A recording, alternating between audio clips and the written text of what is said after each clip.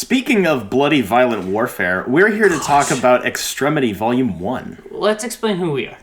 I think that got it across very well. I'm Collin, you're Jacob, and he's Spencer. I'm a fat. I'm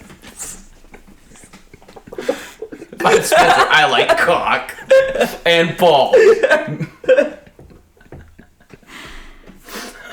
I don't know how this is gonna get edited. We're either just gonna jump straight into Extremity, or it's all getting left in. There's no in between. Nope. Why buy a comic that might cost more than a dime? Come meet the brothers who are here to waste your time. Apparently the real life news this week showed some freaking bike race, and the local news cut to the winner, who was holding his bike up over his head, and he had a fucking water bottle in his pants. Like, the biggest cock. And they were like, we'll be right back after commercial break. Bro, he got a hard on after winning? No, it's just big. It was legit folded in his riding pants. You could see the folds. What the fuck? Ow. Imagine riding a bicycle with a hog like that. I can't imagine that. I can try to find this article for you if you really want to know. For research purposes. Yes. Spencer needs it. Just Google bikers fat cock. You'll find it. I already frequent those websites. We're here to talk about Extremity, but not that Extremity. The Extremity written by Daniel Warren Johnson. And arted by Daniel Warren Johnson. Is? This is the only Daniel Warren Johnson book I have yet to read yet, and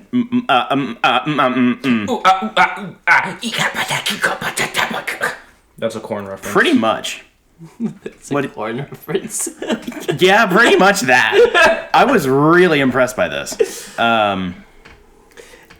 So the trade collects the first 6 issues. We are talking about the first trade. There's 2 of them total. And this does the seemingly traditional Daniel Warren Johnson tradition of smooshing all 6 issues together with no covers of the individual issues to chop it up. It's just one story in the trade. Yes. And I really like that. Yes. I liked it in Murder Burb. I liked it in the other one. The other one? I got one, guys. I usually like my trades having the covers in between, just as like a chapter marker, and especially if they do like alternate covers in between. That's usually my preferred method, but this is really good. It's really hard to find the seams. I like that. I think I prefer it for books like this where they're doing the writing and art. It makes it feel more like a graphic novel in that sense. Impressive how cohesive the story is. It's not like, oh shit, this is the end of the episode, come back next week. It's just straight. Yeah, so now that I have the context for the Daniel Warren Johnson archetype, this is like the most Daniel Warren Johnson story I think I've ever fucking read. Yes. And that's what I said last time and the time before that and the time before that. But like, in the most respectful way possible, bro has not changed at all. Yeah. No. He's improved upon awesomeness. Yes, he's changed some things and he's expanded his horizons, but like this, if Ghost Feet was his first major project, if I remember correctly. He didn't write that. Thank God, because the writing was shit. Sorry, Donny Cates, the writing was bad. Yep. Not sorry, you suck. I like Donny Cates. Sorry, you suck, dude. Shut up, he got brain damage. He'll be fine. I got brain damage. Who gives a shit? He's got legit brain damage. No, like he almost died. Womp womp. Jesus. Collin, he has to reread his own books because he's forgotten them. I don't know if we should keep that in or if we're gonna edit that out because that's still funny as hell. That's a Jacob problem to figure out. Oh, great. This is always my struggle. Yeah, it is. But now that I've read all of his, like, just him doing books, holy fuck. He really likes his strong, ambiguously aged, like, female protagonist who is, like, smart and also wants to kill people, and, like, the gruff dad who's probably a little bit abusive, or, like, a lot abusive. Okay, yeah, they're smart and they're strong, but it's like, it doesn't feel like it's for no reason. No. It's like you're actually shown And they also do fail. And also, he does all the heart things all the time. Okay, he so does do all the hard recapping things all the the time. story, Post-apocalyptic stuff. sort of. Sort of. There are different factions and shit, and they fight. We follow... Kind of like a Mad Max in space, I guess. I think Yes, that's pretty much. exactly what it is. I would feel like I would Wait, no. Direct quotation from the back of the book. Oh. Creator Daniel Warren Johnson, Yes. Space Mullet. That's the only other one I haven't read. And colors Mike Spicer present a bold new vision where the beauty and imagination of Studio Ghibli meets the intensity of Mad Max. Oh, hell yeah, there we go. Yeah. So we follow Thea, I think is how you say her name. She is the artist, as per the name of the book. Mm-hmm. She's been given the role of making life good and enjoyable for people and stuff. And her family got attacked. Where were you when Thea Hand got killed? Her mom Got stabbed. is killed, and her dad is mad about it and wants to rage against the 1% that killed her. And So mom got killed. Yes. Dad mad. Yep. Dad want kill. Yes. Yeah, so she's questioning her identity and place in her society because she can't do the thing that she was told that she should be doing. Because Arm got killed. Arm got killed. And then she has a brother who's like a cool guy, and he's like, you know what? I think fighting's kind of gay, actually. I think it's cringe. Wait, I can't remember. Wait. Did you reread? I did. It's just, I've been reading a lot of other shit, too. Okay, fair. There's only so much headspace. They're literally... And then I they fight against the other clan that did the dum-dum. And Dad goes psycho. And yeah, No Dad Nose goes Clan. psycho. Kind of, yeah. There's a lot of... Fallout reference? Sorry, I can't help There's a lot of comparisons drawn between the two factions as well. A lot of characters being like, hey, I've changed, you can change, blah, blah, blah. There's very... Change no gay. Yeah.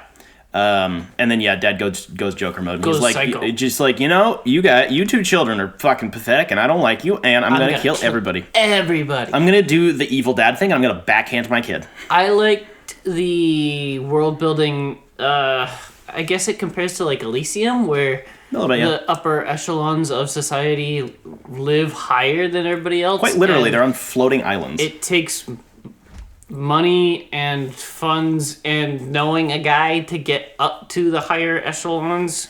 And so that's kind of feeding the dad's bloodlust, is like raging against the machine and trying to reach the top and whatever. It was an interesting commentary. And also, they find a robot, and he's the bestest boy. The robot is bestest boy. I love robot. Robot, no want war. Yeah, robot is designed to kill, but he says no. No. And then he's also having an identity crisis because he was made for one thing, and he says, I don't know about that.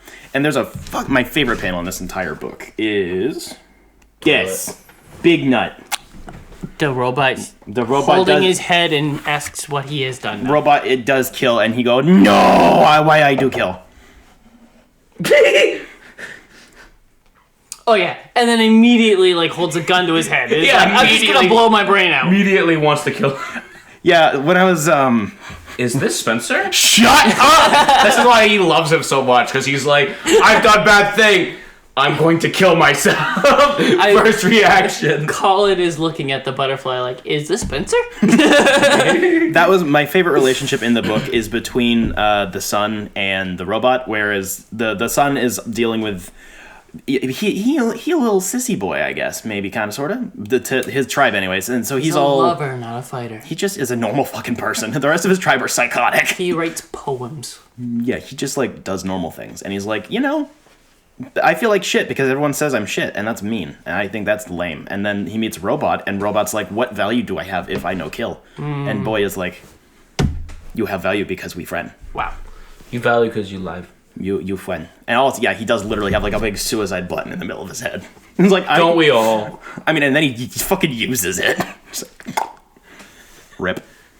This book is $17 cover price. Worth it. Yeah. Recently, they re-released, or are in the middle of re-releasing, the big shiny, big boy. All collected in one book. Collect in one big oversized like hardcover with a slipcase thing, Yep. and the starting price was like $300. Yep. And I'm kind of mad about that. Yep. I got really close to getting it, and I want it. Me too. Same thing with Tokyo Ghost. That one is only available in a hardcover for the whole thing, and I want it. It was Tokyo Ghost. I've had so many opportunities just to buy that book Yep. at Jetpack, and I never did. Because I'm like, Yeah, they right after we did that review, they started reprinting that version. I know. We are influencers. Yes, this book is a fucking bop. Yes. So next week we're covering Herbie Reloaded with Lindsay Lohan. Also a fucking banger, dude. Is that the one about the beetle? Yeah, Herbie the car, and Lindsay Lohan's tits. That's when I found out I really liked Lindsay Lohan. Yes. I found that on Disney Yes. when I was like 7. I was like, I don't want Legos no more. She does something sexy and the car antenna goes boing. I don't remember that. Oh yeah. We should cover that one. Oh my god. Absolutely not. Absolutely not. I'll watch that on my own time. Colin, what about the Disney classic Holes? I need Fuck you! You know I hate fucking holes. I know, because I just edited that section last night. did? Oh, damn. Anyways. I need a 4K remaster of Herbie Reloaded. Okay. It's really hard to rank his books because they're all so fucking good. Yes? I do have a criticism, which is I think something he's addressed since then. I think 12 issues in total is too much. For the types of stories he likes to tell, I think now that he's settled with 7, 8, or 9 issues, I think the pacing fits a lot better. Yeah. The Murder Burb was just a teeny little bit too long. Yep. I have a feeling that this, in total of 12 issues, is gonna the pacing's just different. We haven't... Murder Burb too long? A Slightly. little bit, You guys gay. Yeah. No. I think he works really well in like the 7 to 9 Bless you. range. Thank you. 12 feels like a lot. And also, why is it not in just one trade? Like, I can tell you which one's my favorite book easily, and which one's my least favorite book. okay. Wait. It's gonna be... Oh yeah, and Wonder Woman was only what, like 4 giant sized issues. So What's banger. his name? Murder Burb. Donkey Dick Thor is Colin's favorite. Beta Ray Bill. Yeah. That was also 6 issues. No, that was 5. That was 5. Yep. That was a fucking banger. I think that's my second favorite. Are you gonna tell me Powerbomb's your favorite? I was about to. And then you reminded me of Beta Ray Bill. I'm like, fuck. That was like really, really what got me into it. Like super. Yeah, Beta Ray Bill's my favorite. I know by my far. Colin. I love him. He's sad boy who want fuck. And then lady no want fuck because he ugly. And he's like, oh, I am forever ugly. Even though I get pretty face again, I still ugly on inside. And I'm like, oh. Damn. See, the one thing with that book that is just so unbelievable is that Sif did not want to fuck someone with a horse dick. That is The also, only plot hole in the damn book. That does also not make sense at all. Like she absolutely would. Oh yeah, so. For sure. Not the volcano lava submarine or whatever that was. Also hot robot lady. What? Wasn't there a boat like on the lava in the last issue? Yes. Yes. That's not unbelievable, but Lady Sif not wanting dick. Yes. Wow. Anyway, all his books are always fucking fantastic, especially when he does the whole thing. And Mike Spicer works extremely well with him. I'm gonna read that damn Transformers book. He only did the first 5 issues. I'm gonna fucking buy it. Wow. I don't even like Transformers. Yeah, you were all like, no, I'm not gonna buy it. It's all interconnected. I don't care. I'm not gonna buy all of the trades because I don't care about Transformers. How you turntables now. We also watched Tales of the Empire. It's 6 issues. Episodes. Yeah, there's 6 on episodes. Disney Plus. It's about Star Wars. So it follows the same structure as Tales of the Jedi, which we covered, that was 2 years ago now, I think? So. Where 3 And it didn't make any sense to me because I hadn't watched Clone Wars yet. That's so true. I gotta go back. 3 episodes follow Morgan Elsbeth, a somewhat recent addition to the Star Wars canon, and then the other 3 follow Barriss Offee, my beloved, who hasn't been seen for a while. Morgan? She got... Yeah, it was kind of like, meh. Kind of boring. Okay. So the first one, my bigger, with Tales of the Jedi, the Dooku stuff was fucking perfection. Ahsoka was good, but just kind of unnecessary. Oh, here's what's also funny too. is that He like was on a point. I don't care. Let him finish. What's also funny too is Spencer's dancing. Yes. Yeah. That's it. No, I had more. No. Yeah, I like Morgan Elsbeth in the shows, and I think it's good to have a trying to focus on a Night Sister instead of them as like a group, especially because you can only milk Asajj so much. I mean, Quinlan Voss is milking Asajj a lot. Hold on. When did she come back in the Clone Wars? Because I saw a clip of like her with like the short hair thing in like the style of. Is that in Bad Batch?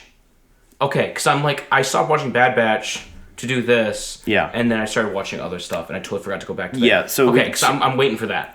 It's Clone Wars, Dark Disciple, the book, which is I know. I'm talking about just the. I know, and then Bad Batch. Yeah. Yeah. Okay, so it is season 3. Okay, cool. Yeah. Anyways. I do like Morgan Elsbeth. I thought it was cool that the actor who plays her in live action got to do the voice and stuff. And like that's always good. More of the inner workings of the Night Sisters is really cool. But I just don't. Yeah, I don't think it was exciting enough. I don't think they should have done anything with her like in this. I don't think it should have been focused on. Honestly, I feel like the Night Sisters have we have enough information where they don't have to really focus on any of them. I agree. Where I think it should have been focused on someone else. That person I don't know, but once we go to the like last 3, those ones were like, yeah, I did want to know more about her. Yeah. And we got to see that, and it turned out to be really cool. And also seeing that like animated the Inquisitor brother that was in Ahsoka. Yeah. That was cool to see him because I thought his costume design was like sick as shit. Yeah.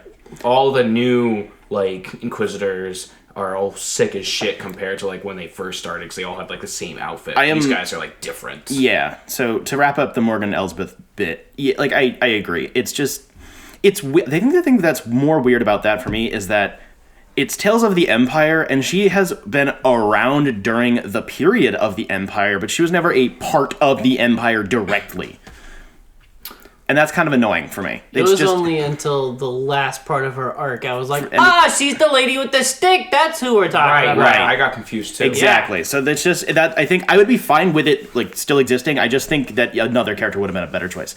The second half about Barrett. Before going further, I'm sorry, but the one thing that captured me in the first half was actually General Grievous, because that was a banger. Okay, like seeing him like that, I was like, holy shit, it's 2003 again. It's 2003 Clone Wars all over again. This is fantastic, and he's just screaming "run" the entire time. Like that's terrifying. Dude. Honestly, it would have been great if we had him. That's what I was just gonna say. I know it's not the Empire, but I want an introduction of like how he became General Grievous as we know him today. Especially and then like their version of like the 2003, like literally that scene, like have those ARC Trooper clones and like I need Shaggy, because that can still be a part of it. Like that can still that is always my headcanon. I don't care. I don't care either. 100%. Yeah, and then the second... His wife, Barisafi. Yes, my beloved. Was fucking awesome. So the twist of her She got the nose tattoos. Yes.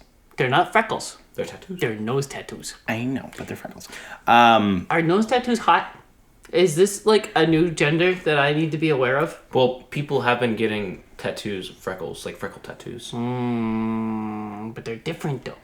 They're not like tattooed freckles. No, I know. But in context of like they are meant to be freckles. They're not meant to like actually be freckles, but they insinuate freckles. Like how Twi'leks are Playboy bunnies. Yeah, no, I know that. It's like he knows. I think nose tattoo freckle things are my new favorite gender. I agree. Yes, I also agree. I really liked Barriss in the Clone Wars. I thought she was a really good friend for Ahsoka. I don't think they used her enough. The twist of her doing the Middle Eastern coded Jedi doing the 9/11 on the Jedi Temple was kind of weird. It was. The story in and of itself I really liked, but that was a choice. You see, when she backstabbed the Ahsoka, I did not remember seeing her before. I was like, who's the new sussy friend that's being sussy? She was there from like episode 2. Yeah, she was just. I didn't remember it at all. Yeah. So episode 2 in 2003 Clone Wars. The twist was like, wow, weird. Yeah. Aside from that, that is one of my favorite storylines from the Clone Wars. And then we never got any follow-up to her character. So like nothing. So I really like Part this. of that is because of like Disney axed the show, Yeah, and Cartoon then made Network. Disney Plus, and then brought it back for one season, and they never did it. Yeah. Well, Cartoon Network, Whatever. like, sliced them. Yeah. Then Disney bought Star Wars and made Rebels. Yes. So it was all that kerfuffle. Yeah. She's just cool. I like, you know, she'd be like Dooku. She got some solid points in there, but sometimes she a bit confused. But she's got the spirit, you know? And I really liked seeing a lot more of how the Inquisitors are working. We talked about this last week when we talked about the news. They're putting out an Inquisitors comic pretty soon. It's only going to be a few issues. That on top of Rise of the Red Blade, which I talked about a while ago as well. They're finally actually getting into how the Inquisitors work. And with, like, the Jedi Survivor games. Which is just cool. And I also feel like they actually made her redemption arc halfway decent. It didn't feel like a cop-out, because she was always kind of, like... The nice good guy? Conflicted. Right. She was always the good cop? No, more like... I don't know. She's trying to do this for good reason. Kind of, yeah. But she was always wrong, and she did shitty things. But I think by the time... I don't know. I just actually felt... Or even like Dooku, whereas he started off in a really good place and then got fucking wild by the end of it. I don't think that would have been a good redemption arc. I would think that would be stupid and like backpedaling. But Barriss is like 19. Right. So... She's still a child. Yeah, right. So I think that they did that pretty well by the end of her couple episodes. So,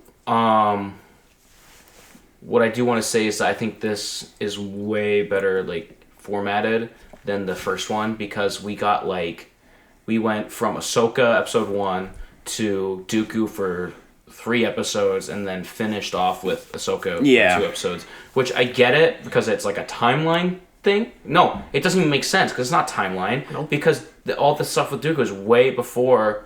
So, yeah, it's just all fucked up. It's all weird. Yeah, the first one was weird. So I do agree. I think, at a minimum, either we'll just alternate 1, 2, 1, 2, 1, 2, or just chunks. Right. I don't understand these. Are they going to do another season of Tales of the Jedi and another season of Tales of the Empire? Or No. are they just edging us of, like, we actually want to do different shows like Bad Batch of weird spin-offs from the Clone Wars or whatever? So I just looked into this. Stop edging us. I just looked into this today because I was also curious.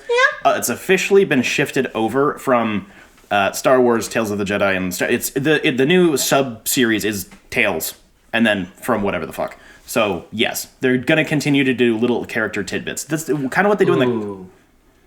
Boba Fett. Oh my god. It's like what they do in the comics. Sometimes they have, like, there's, like, the Age of Heroes book or whatever, and it has, like, one issue for a bunch of different characters. It's just little tidbits here and there because they don't seem to feel like they can, like... Age of the BDSM lightsaber whip. As we've already been talking about, this is the pinnacle of the animation style. Oh, like, yeah. It just keeps getting better and better. This is the best it's looked. So it's like, we want more, everybody wants more, and they're doing the best job they've ever done. That. Stop what you're doing. Why are you doing all of this? So make a show, not just weird one-offs. So I watched Bad Batch Season 3 as it came out, and that just wrapped. This looks better than that did, and that came out 2 fucking weeks ago. I know! So this has been cooking for a while, which is great. And they're definitely doing another show. It just hasn't been announced yet. Like 100%. That's what I'm looking for. Because I realized, wow, we actually make better shit when it's animated. Yes. Yes, like I've said, something should just stay animated. Like Star Wars, like yes, it was live action, 3 movies, live action, blah, blah, blah. But honestly, it feels less weird if it's animated because like some of the movements they do, it's just like, this is not, this like... breaks it's realism. stylized. Yeah, it's stylized, and like the whole world and the concept of how it works is stylized. So if it's stylized, keep it animated. Because if you try to translate that to like a real human body, it's just everyone's like Except put off on that. Except when you do the smaller scale stuff. Yeah, except for like Spencer's actual sexuality, Andor. Yeah, except for like Andor and like the Mandalorian even. Right. You can do the political thriller or like the small things, the smaller scale things like that. Right. So in live action. So a lot of like the emotional storytelling of characters can be like animated, and then you have like political like seriousness. Where you need a lot more nuance. Yeah, you need more like if we're being serious about this and we're actually like telling a message other than like feelings, because that's still a message in itself, but when we're talking about like more nuances, political stuff, you should have like tangible looking things, you know what I mean? Yes. Yep. Also, We had fixed Star Wars, guys. Yeah, Nice job. yeah, we did it. We did it, boys. If I was the coach of this team, they'd never lose. They'd win the Super Bowl. So in 2 years, when we get another one of these things, what 2 characters do you think they should go for? General Grievous. No, we're going to Jedi now. Jedi? Yeah. Not necessarily. No. No, because it's Empire, and this was like It could be the the Separatists. Inquisitors are part of the Empire, but like when you said Tales of the Empire, I'm expecting fucking Moff Gideon. Yeah. Right.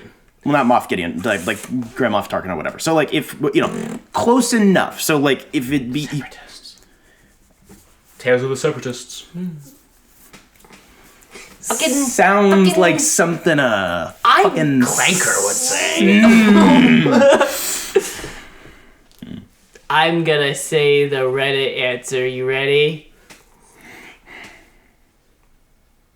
I'm not, because I don't even remember his name. Quinlan Voss! I want to show about Quinlan Voss. I want to Darth Revan. Once. Darth Revan! I'm gonna fucking kill you. I want Quinlan Voss. We saw Revan once in canon. That's all we need. When did we see him in canon? When Yoda is fighting that dog in him. That's Bane. Yes. They didn't use the Darth Revan animation. It wasn't finished. They didn't use it. And that wasn't even... Oh, no. That wasn't even Yoda. That was when Anakin was seeing the future of him being Darth Vader. No, not that. I was talking... Never mind. We're talking about different things. Yeah, you're talking about Darth Bane. I'm talking about Darth Revan. Ah! Darth Bane already has books. Read the books. Darth Revan, yeah, he has the video games, blah, blah, blah. Doesn't matter. Darth Bane, fuck off. Darth Revan. He's just Galactus, but in Star Wars. That's not Darth... Nihilist. I agree. Quinlan Voss. Yes. Darth... Tales of the Traitors. Darth... Because he's a little flip-floppy boy. Now you're thinking of Darth Nihilist. Or whatever his face is. Sorry, I don't read Legends garbage. Fuck you. Because that was Galactus. He's the one that sucks up, like, Earths and planets and shit. Plot twist. Do you know who Darth Bane is? Quinlan Voss he's is big Legends and chunky. bullshit. He is big and chunky and he's bald. He has a pink lightsaber. Yeah, I mean, he used to have a The big pink lightsaber. We don't know lightsaber. what color his lightsaber is anymore, but yeah. No. But he's also samurai looking now. Yeah. Before he was just simple, like... But Quinlan Voss has the dreads and the green lightsaber, and he's conflicted. And he's bro's banging Asajj Ventress. I just need... Have you finished that book yet? Probably not, because I haven't finished a Star Wars book. You gotta fucking get on it. It's so fucking good. Which one? That's Dark Disciple. That's Spencer's I version haven't of started smut. that. Yes! That is your smut. No, that is 100% true. That's his smut. I used to go on, like, Literotica and read Star Wars fanfic. Okay, fuck you. Okay, this is why we need to keep diaries and keep that to yourself. This podcast is my diary. What are you talking about? I know this is like your baby. Yeah, next to my actual baby. Your wiener? His wiener. Yes. I'm having a baby. Oh, you're pregnant. I was am. wondering why you were eating so many pickles lately. It's a black cat. With little sprinkles of orange on it. I read Batman White Knight Presents Generation Joker. Holy shit! He talked about Beyond last week. That episode's up. You should listen to it. You can suck my nuts, because you weren't here when I talked about it. Why did you not wait? Suck my balls! What the fuck's wrong with you? Suck my balls! Colin, You shit piss. Colin, neither of us talked about it on the show, so we can't say True. shit. Yeah, we have. No. Nope. We talked Yes, about I it have. around Yes, it, like I have. when shit yes, was. I have. Yes, I I don't have. think so. Yes, I have. I know for a fucking fact. Yes, Find I it. have. Skill issue. Find it. Okay. Scholar Collin has been activated recently, so I will find it. Fucking find it. You can listen to his thoughts on last week's Stalin. episode. Stalin! We basically That's my philosopher name. Stalin. we basically That's too close to Stalin. Oh my gosh! the three of us. Spencer basically- can't talk right now. I know. Sorry, Spencer. You can go now. I'm about to. Anyway. We basically had the same opinions, like the three of us. We kind of agreed on the same stuff How do you know? It was never recorded. because we He was have here when I talked about it. and we talked he about the agreed book with me. extensively. He said I was right for once in my Right fucking about life. what? Jacob, On the White Knight. Jacob, just tell us about the kids. Generation Joker is written Sort of by Sean Murphy, but probably by his wife Katana Collins. I believe he did plot and then she did the writing. Very strange. I don't understand. It was illustrated not by Sean Murphy, but by Clay McCormick. Sean was bothered enough to do the covers for it, and that's pretty much it. Covers are bops, though. Yeah, they're great. This book is strange. I fucking told you. You did. Joker's kids are being stupid little shits, and one of them runs away from home, says, "Fuck you, Mom. I'm gonna do this myself." And they eventually find a little vape stick that looks like a USB, and it's actually got the Joker in it as an AI because technology's bad. This is their loop around to the microchip from old school Batman Beyond. I thought it was overplayed in Beyond the White Knight, and then they doubled down and did another series with the AI Joker, and I don't really like the logic of it, but I had to let it go and just play along. Yeah. Joker takes his kids on an adventure, says, "Actually, you're right, fuck you, Mom, we're going for a road trip and gonna show my kids where I growed up, and actually it was a terrible childhood, and it's no surprise I'm the Joker," or whatever. And all of the world chases two kids because holy shit, they might actually bomb the school or something. So there are lesbians in this book. Collin, get excited, there's boobies. That wasn't my biggest takeaway, but okay. I see what you focus on. Yes. I'm kidding. No, it's true. Why would I focus on anything else? I thought it was kind of interesting that it shows more of the Fed Wonder Woman and the Fed Green Lantern. Feds. Stinky. Which was like barely mentioned in Beyond the White Knight. So when you asked me the question of what do you think about the Justice League being all feds, I was like, I don't know about this yet. Because it was like one frame. Excuse me. But it's shown more in this series, and I think that was the most important takeaway. It's just like the setup for whatever the next book is going to be. There was a lot of drama. This book really felt like it was just cleanup. It was a lot of emotional cleanup for Harley and for the kids, and Batman shows up for a minute. It just, I don't know. It felt like a cleanup book of like, here's a bunch of loose threads that I'm gonna close up and we don't have to worry about that anymore. Yeah. It just, I don't know. It's not bad. It just makes it feel boring and slow, and despite the fact that it's shorter than all the rest of them, it's like two or three issues shorter than the Harley Quinn book. It feels like a completionist's read, not like relevant to the plot. I like the fact that Sean poked fun at himself for naming Neo Joker, and he's like, that name was retarded. I'm giving her a new name now. And then the lesbians do the kissing, and what's her name now? I forgot already. That's a great question. But it's not. She has another name, and she's the one who's with Poison Ivy, and they're a very cute couple. Smash. Can you get off the lesbians? No! The lesbians can't get off without me. I like that they bring back a quote-unquote dead villain from Curse of the White Knight. And that was cool. There's Dr. Freeze is in here doing cool stuff. And then the last page of the book is the most important page of the book.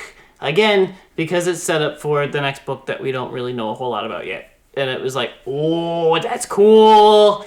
It was like a shadowy figure is talking, like, I know who that is. I know who it is. And I turned the page and I was like, yes, I was right.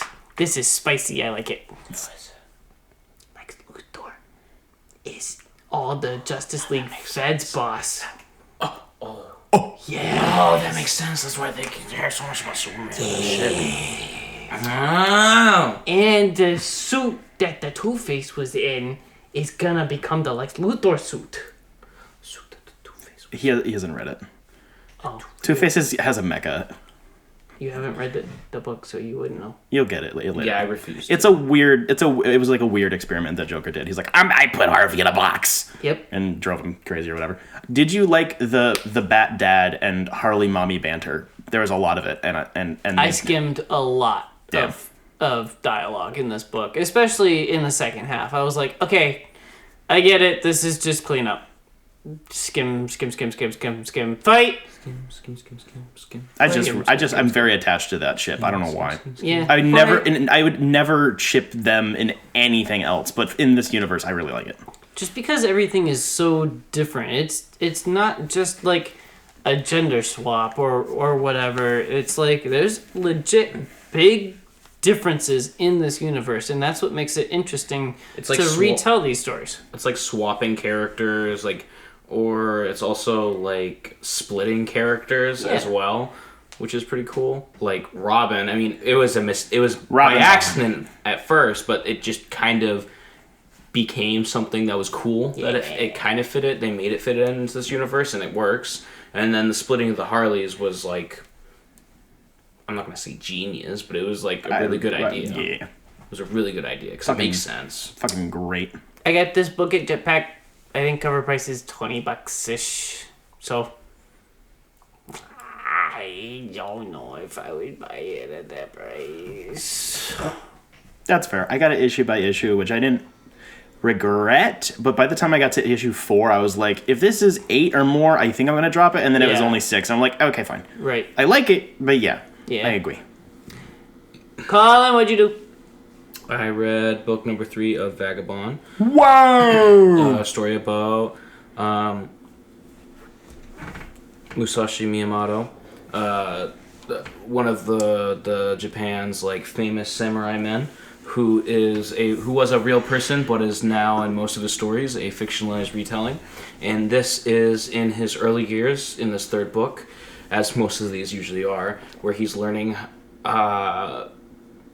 He's trying to learn how to be the best fighter he can, and his problem, as we are starting to really see the depths of, is that his problem is that he is only living by the blade, and it is not the blade alone that he should be living by, or the way that he's living by the blade is wrong. He is on a quest to fight all of the most powerful senseis of every dojo that he can come across, and this specific dojo, I cannot remember the name of, has a very young master because he is the most proficient in their craft, which this temple is known for their spear technique. And this is a little different from the other opponents he's fought because they've all been katana fighters. So he got banged up by him, and because he failed and got like scared and ran away, and which was so new to him because basically the aura of the master scared him. Meaning, every one he's ever fought has had the same type of like aura as him, which is like bloodlust. This kid did not, he wanted to fight by mortal combat, but it was peaceful almost. And for the majority of this book, it's about basically their standoff. They have a standoff for so long that they're getting tired and waiting for an opening. And he figures out how to not be a ruthless turd, because the master of this man taught Miyamoto Musashi how to truly fight by the sword. And he did this because his student wanted to fight by Mortal Kombat. He fought everyone. No one wanted to actually put their life on the line. So he gave him what he wanted, and it may have been the wrong thing to do. But by the end of it, Musashi Miyamoto basically reverts to his animalistic bloodlust self right after he wins the fights. So what I'm getting from the story, which is actually really nice, is that it's kind of like a depiction of what progress looks like, because progress always looks different for everyone, and it could be actual stairs. It could look like stairs where it's like one step at a time, you get higher. Sometimes progress is like nothing here this day, everything here this day, a little bit the next day, it varies. And in this one, what I'm seeing is that it's a constant stream of up and down, almost at the same like speed, but it is at an angle where it is going higher. But there is the lows and there is the highs, which I really appreciate about this fictionalized telling of this story. So Vagabond is like one of the best reads I'm going through right now. What's his power level? Kill yourself. What would you rate this? This book Big Chungus 100. is like 5 sour monkeys out of 7 banana chips. The fuck? No, it makes sense. Okay. Okay. I didn't even mean to make that like that at all. It's just the first thing that came to mind. Spencer, wrap us up.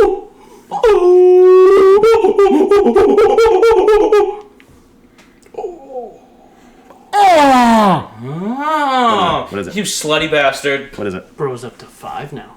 Bro's up to 5. Yes! You slut bag. And what are you gonna do about it? Give you a kiss. On the lips? No, on the butt cheeks. Yes, the lips. Just not your face Yeah, lips. my pussy lips. Yeah, your pussy lips. Your Okay. pussy lips, if you will. Okay. Puck her up. Alrighty then. I read Doom. #1. It's a one-shot that came out like 4 days ago. It's about Mr. Dr. Doom Guy Man. You gave it 5 stars on Goodreads. Of course, he loves fucking Doom. Who doesn't love motherfucking Doom? So it's written and arted by Sanford Green. This was like his baby. Jonathan Hickman's been getting a lot of credit for it, but he was like an editor, basically. He just like kind of tossed some ideas in there. So this is in a potential future, I guess, kind of, where basically shit got fucked, as it does. Turns out that Doom built a big old suit and went toe-to-toe with Galactus and got whooped, and Galactus ate everybody.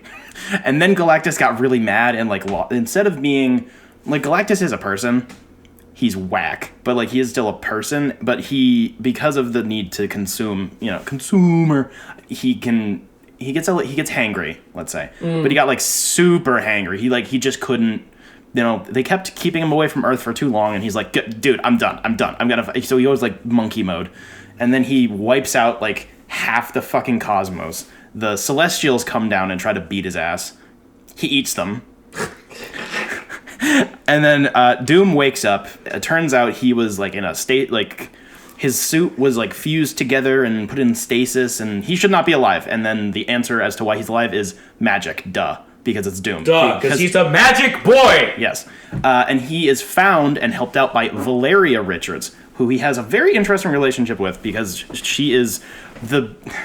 So you know how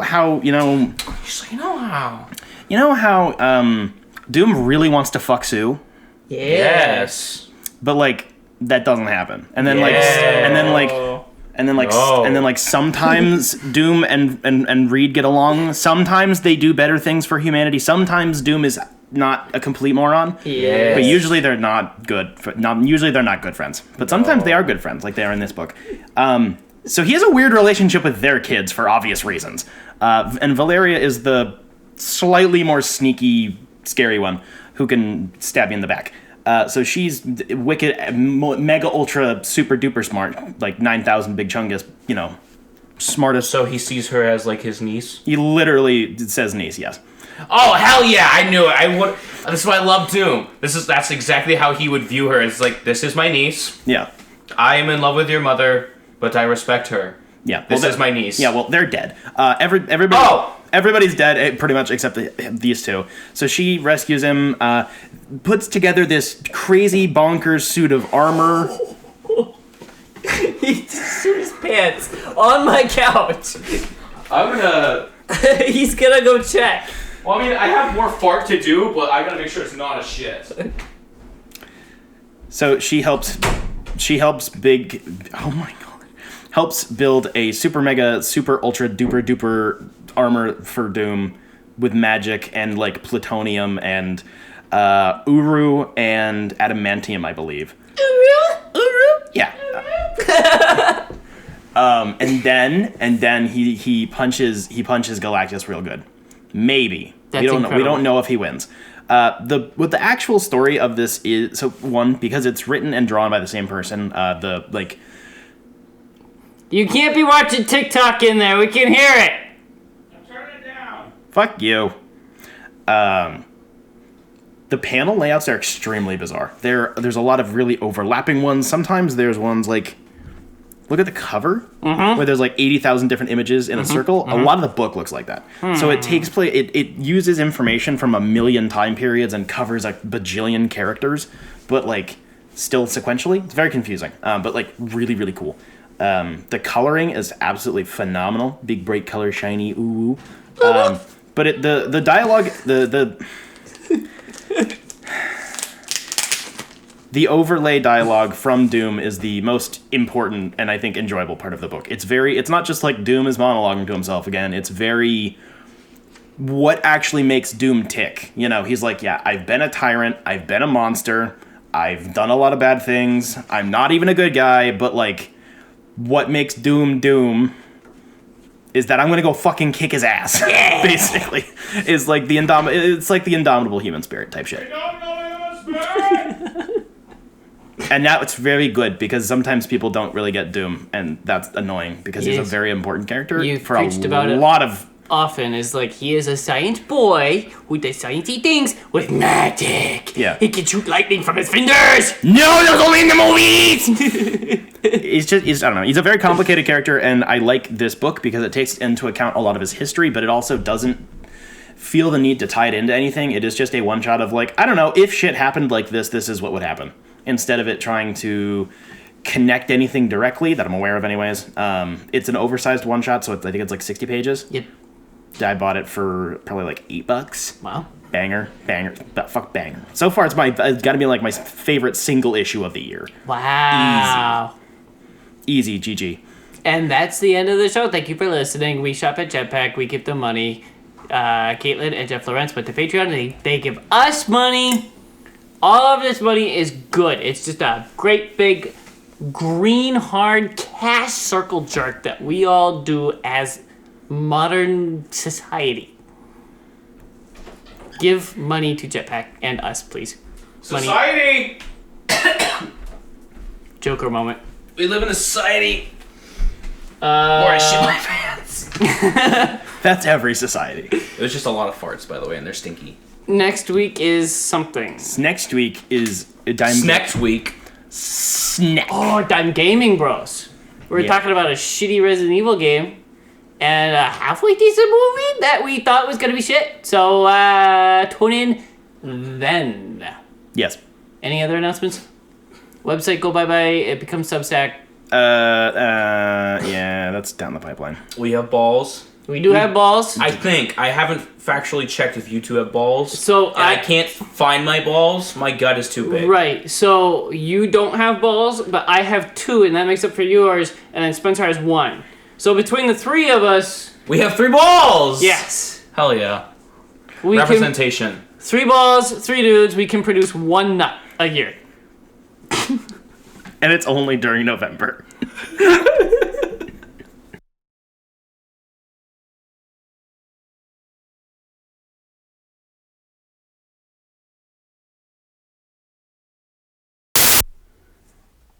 Wow. Piss shit. Ass. Cock. Cunt. Fuck. Cock. Cunt. Fat. N-word. I have figured out how to make my katana build busted on Elden Ring. With buffs. Ooh. And I got it to be like 1,270 at level 200. Wow. Well, 190 something, but I'm gonna be up at 200 for the DLC. Wow, your cock is so big. It is so big. Does he have a fat cock? I want to see. Yeah, it's fat. It's just only head. I want to see. No shaft, just head. Okay. That would just be a very, very wide clit. Exactly. Please hold. It's here somewhere. I'm holding. You didn't have to hold my balls. What else am I supposed to hold? Yeah, Nothing else hangs that low. there isn't enough dick to hold on to. My nose?